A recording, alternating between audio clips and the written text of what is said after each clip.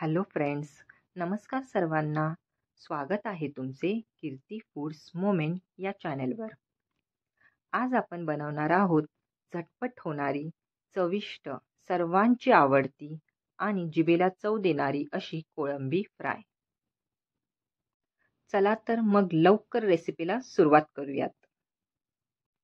मार्केटमधून आणलेली कोळंबी चांगली साफ करून घ्यावी.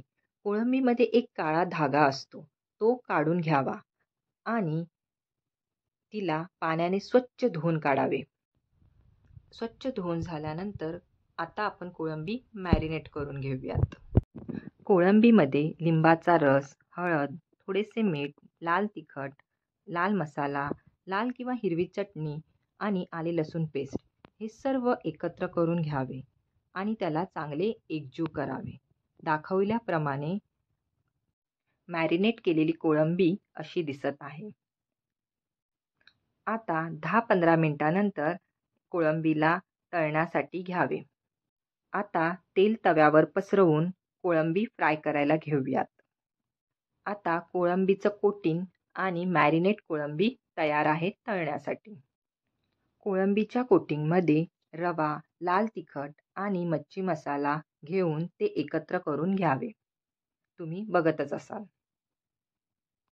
आता मॅरिनेट केलेल्या कोळंबीला रवा लावून ते तव्यावर तळण्यासाठी घालावे.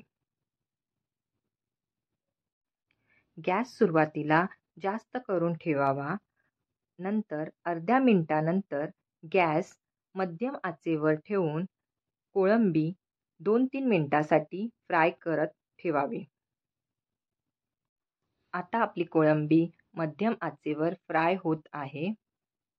तुम्ही बघतच असाल. अशा प्रकारे कोळंबी दोन्ही बाजूने फ्राय करून घ्यावी.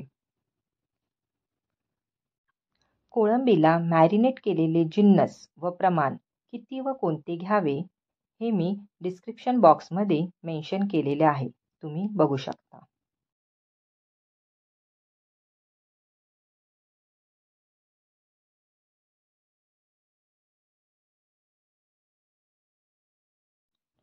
तुम्ही बघू शकता. आता आपली कोळंबी तव्यावर तेलामध्ये मस्तपैकी फ्राय झालेली आहे. आता आपण हिला बाहेर काढूत आणि मस्त गरम गरम खायला घेऊत. अशी ही कुरकुरीत, चमचमीत आणि जिभेला चव देणारी कोळंबी फ्राय तुम्ही नक्कीच बनवा. रेसिपी आवडल्यास लाईक करा, शेअर करा आणि सबस्क्राईब करा.